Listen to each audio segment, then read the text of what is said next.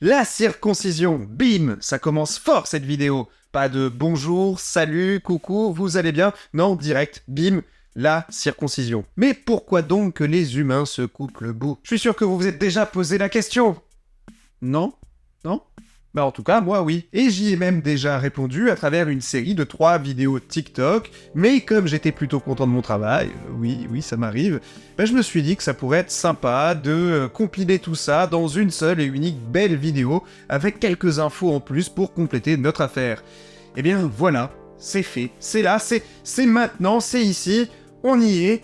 Je sais pas du tout comment je vais pouvoir trouver des images pour illustrer cette vidéo de façon pertinente et non explicite, mais on y est. Ouais, je suis 30 deniers pour Iligaré, et autant vous le dire tout de suite, si cette vidéo n'est pas démonétisée, c'est un miracle.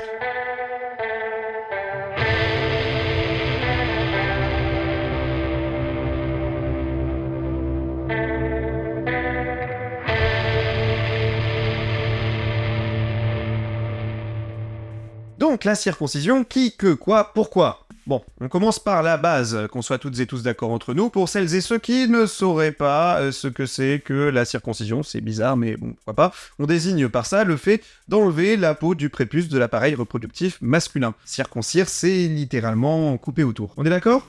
Alors on peut avancer. On va se pencher pour commencer sur les textes des religions abrahamiques pour voir qu'est-ce qu'elles nous disent sur le sujet. Du côté du judaïsme, la circoncision se fonde sur un passage du livre de la Genèse avec l'alliance qui est passée entre Dieu d'une part et Abraham et sa descendance d'autre part. La circoncision est en fait le signe de cette alliance, un peu comme la paraphe en bas d'un contrat. Si on ne signe pas, le contrat est caduc. En Genèse 17,14, on nous dit « Celui qui n'aura pas été circoncis sera retranché de son peuple, parce qu'il n'aura pas respecté les clauses de mon alliance. » Bon, on ne peut plus clair. Plus tard, Moïse, avec la loi reçue sur le mont Sinaï, reprend cette exigence. La circoncision doit avoir lieu au 8e jour après la naissance d'un nouveau-né, lors de la cérémonie de Brit Mila.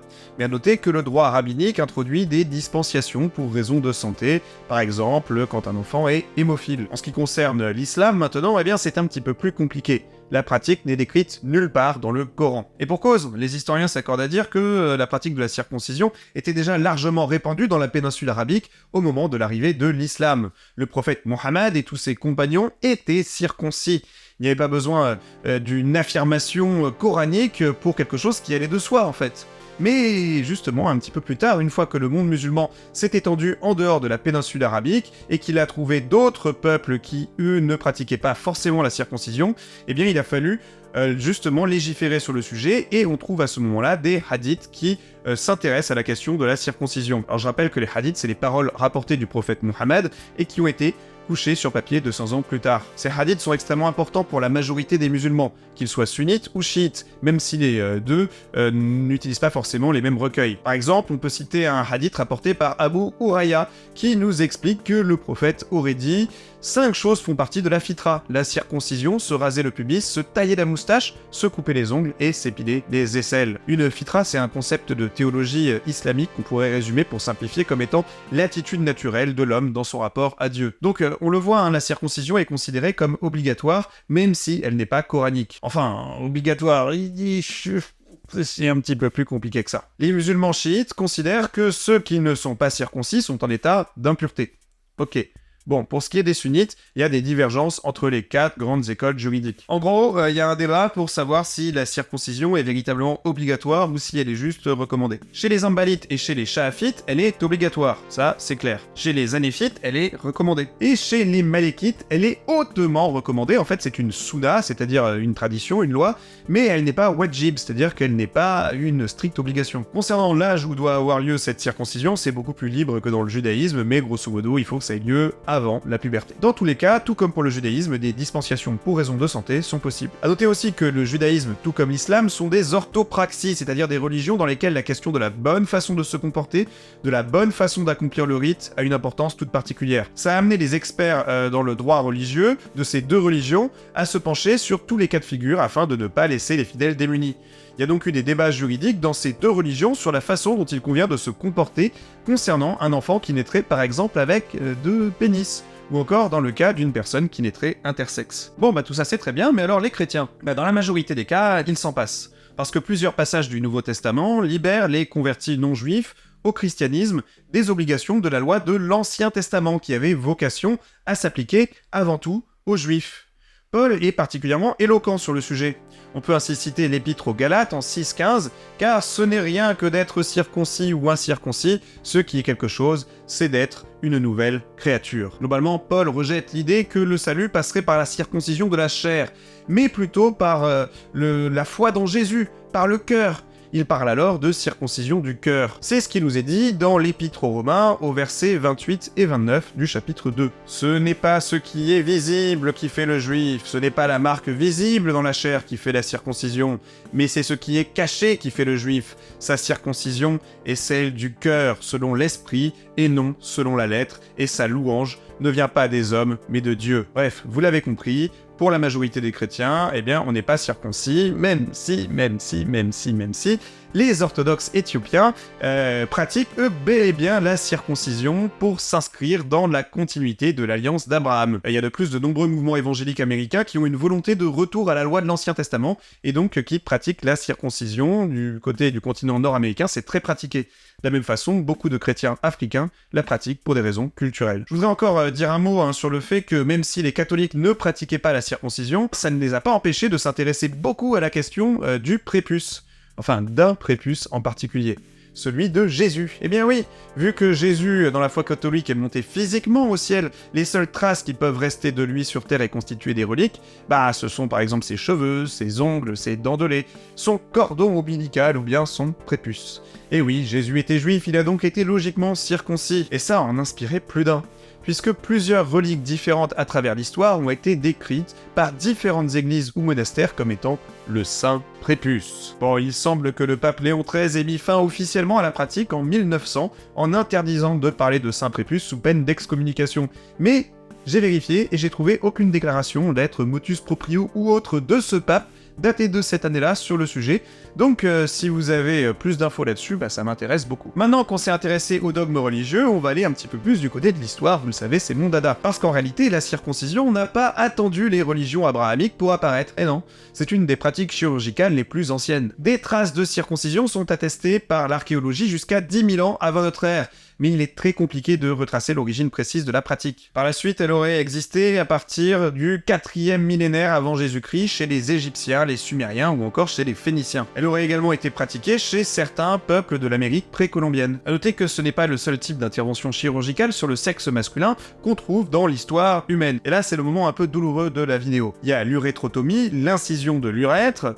Je vous fais pas un dessin. Elle est pratiquée par les aborigènes australiens, les Fidjiens, et puis par les Indiens d'Amazonie. On a aussi les aplatissements de l'urètre en Inde, ou encore la castration unilatérale, c'est-à-dire le fait de retirer une seule des 2 testicules de l'homme, et ça on a pu le constater chez les Égyptiens antiques, mais aussi en Éthiopie ou dans les îles de Micronésie. Pour ce qui est vraiment de la circoncision en elle-même, elle semble s'affirmer véritablement comme une pratique généralisée et extrêmement importante, d'abord chez les Égyptiens. C'est d'ailleurs au sein de ce peuple qu'on a la première représentation iconographique de l'histoire de l'humanité d'une circoncision, et ça c'est daté de moins 2400 avant l'ère chrétienne. Par la suite, le grec Hérodote mentionne dans ses écrits au 5e siècle avant Jésus-Christ le fait que les Égyptiens la pratiquaient. En Égypte, c'est la classe sacerdotale, les prêtres qui doivent se faire circoncire. L'acte représente alors une forme de pureté rituelle. Il semble que ce soit le rayonnement culturel de l'Égypte qui ait permis de diffuser la pratique un peu partout dans le Proche-Orient et dans la péninsule arabique. Ce qui fait que quand les Hébreux sont arrivés, puis bien plus tard les musulmans, la pratique était déjà largement généralisée au sein des peuples de langue dite sémitique. Mais alors pourquoi les sociétés humaines ont ritualisé la circoncision? On va désormais parler des hypothèses anthropologiques autour de cette question. Certains chercheurs, comme l'ethnologue Arnold von Gennep, la rapprochent d'un rite de passage initiatique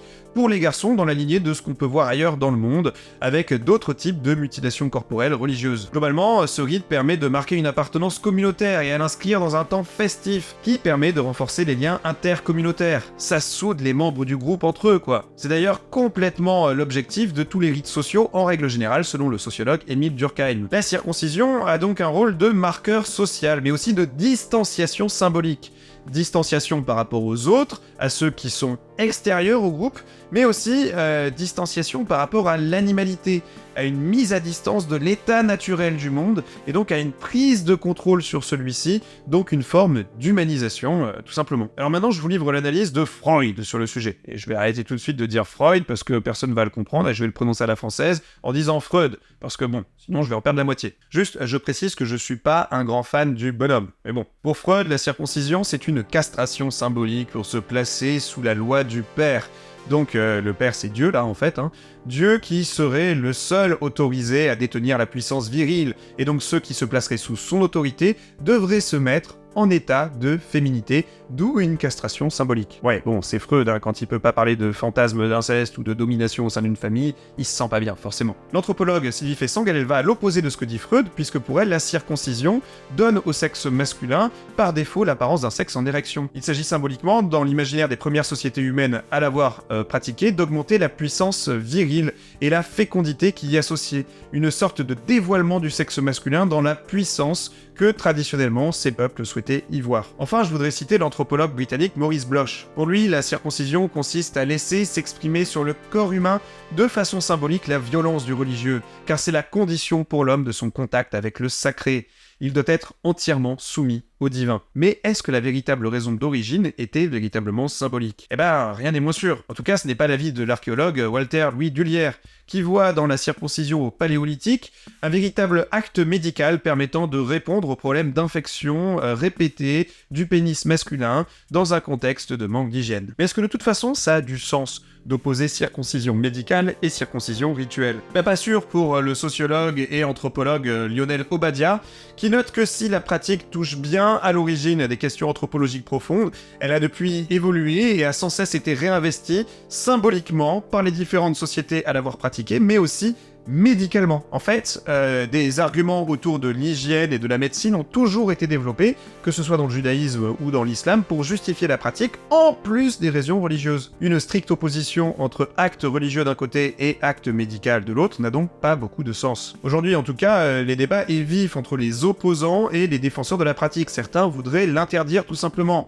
Alors sur les questions médicales, je vais pas rentrer du tout là-dessus, parce que je m'éloigne de mon domaine de compétences qui se situe plutôt du côté de l'histoire, vous le savez. Et en la matière, ce que je peux vous dire, c'est que ce genre de débat et de volonté d'interdire la pratique, eh bien, c'est pas du tout nouveau. La circoncision a provoqué de nombreuses polémiques par le passé. Les Romains et les Grecs étaient horrifiés par cette pratique et ont même tenté de l'interdire. Ce fut le cas avec Antiochos IV Épiphane, le roi séleucide, qui contrôlait la Judée au début du IIe siècle avant Jésus-Christ et qui, par sa volonté d'interdire ou de brimer le judaïsme, a provoqué la révolte des Maccabies contre lui. De la même façon, sous l'occupation romaine, les décisions d'interdire la circoncision est une des raisons de la révolte de Bar Korba en 132 jusqu'à 135 de notre ère. Aujourd'hui, la circoncision représente toujours un phénomène de société majeur, puisqu'elle concerne 30% de tous les hommes à travers la planète. Sur ce nombre-là, on a environ 60% des circoncis qui sont de confession musulmane. C'est une très large majorité. Pour le restant, la majorité sont constitués de protestants américains et d'autres encore africains. Et puis les juifs, du fait de leur faible poids